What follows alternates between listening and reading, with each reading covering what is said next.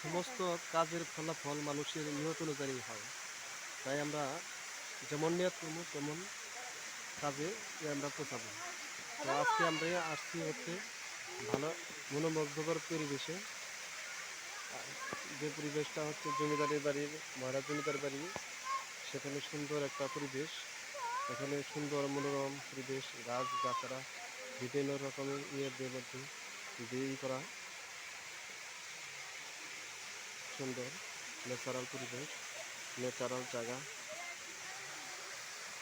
Natural জায়গায় কিছু সময় কাজ করা মনটা যেমন ফ্রেশ হয়, মানসিক প্রশান্তি আসে। সমস্ত কাজের ফলাফল মানুষের নিয়ত অনুযায়ী হয়। তাই আমরা যেমন নিয়ত করবো তেমন কাজে আমরা পৌঁছাবো।